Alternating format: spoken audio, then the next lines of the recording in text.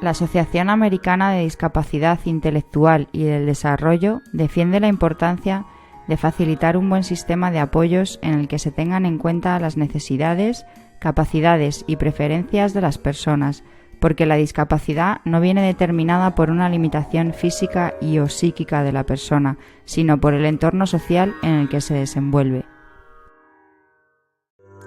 Cuando nos comunicaron que nuestro hijo, recién nacido, tenía discapacidad intelectual, el sentimiento que nos invadió fue la consideración de que iba a tener lo que en términos más habituales se denomina retraso mental. Era una mezcla de desconsuelo y de temor ante algo que nos resultaba imprevisto y desconocido. Con el paso del tiempo nos fuimos desprendiendo de nuestros prejuicios y superando los miedos que nos impedían ver de cerca una realidad mucho más rica y compleja de lo que habíamos imaginado. Y empezamos a comprobar que, junto a sus limitaciones, también existen capacidades y cualidades que a día de hoy nos siguen sorprendiendo. La discapacidad, una realidad cambiante.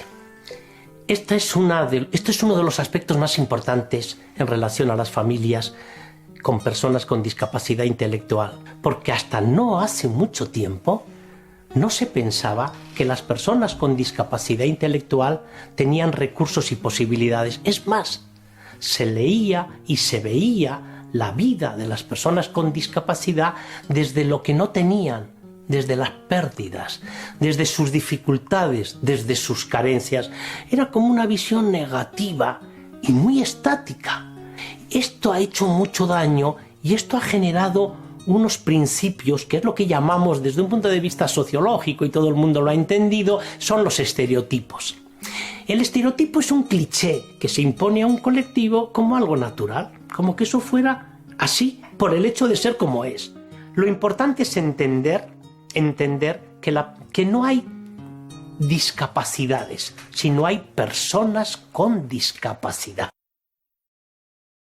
Las personas con discapacidad intelectual son como niños. Esta idea lleva a pensar que viven en una minoría de edad permanente, y no es verdad. Se desarrollan y vivencian las mismas etapas del ciclo vital que otras personas. Las personas con discapacidad intelectual son enfermos mentales. Tampoco es verdad. Es cierto que en la población con discapacidad se dan casos de personas con enfermedad mental, pero en la misma proporción que en la población en general. Las personas con discapacidad intelectual presentan problemas de conducta. Cuando esto sucede suele ser debido a la falta de apoyos para que aprendan a comunicar sus sentimientos, sus sensaciones y deseos. Las personas con discapacidad intelectual no pueden ni aprender ni cambiar. Todas pueden aprender y por tanto cambiar. Lo que necesitan es que nos adaptemos a sus características, respetando sus ritmos y potenciando sus capacidades. Las personas con discapacidad intelectual son muy impulsivas. Como en la población general, unas son más impulsivas que otras.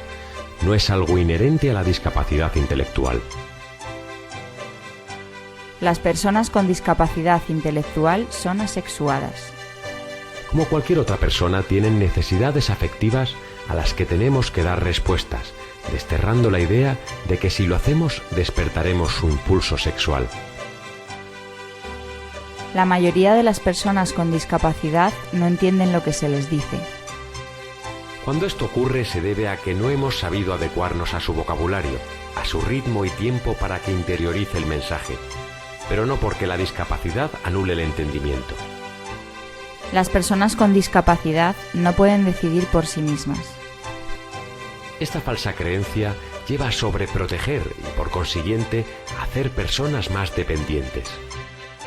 Las personas con discapacidad son una carga para la familia y para la sociedad. Esta creencia errónea está cargada de una visión negativa hacia la persona con discapacidad, donde no se tienen en cuenta sus capacidades ni se ofrecen oportunidades de mejora. Nadie piensa así. Las personas con discapacidad intelectual son personas con recursos y con posibilidades.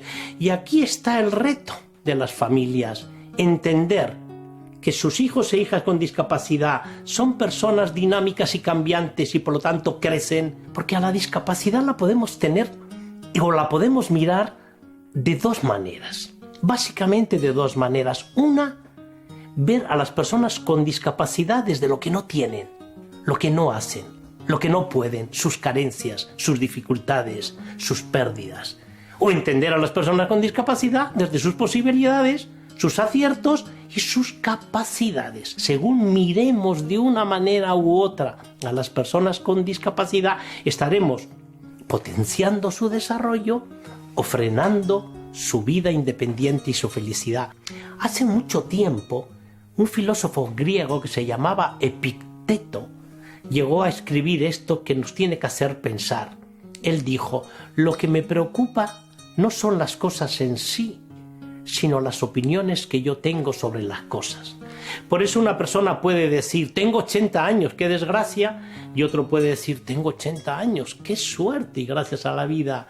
Por eso yo invito a las familias que tienen personas con discapacidad que acompañemos el proceso de crecimiento, ayudando a que las personas crezcan y se desarrollen, y para eso necesitamos apoyos personales, apoyos profesionales, apoyos sociales. En definitiva, necesitamos recursos para que crezcan en autonomía, porque son personas que pueden aprender y pueden cambiar.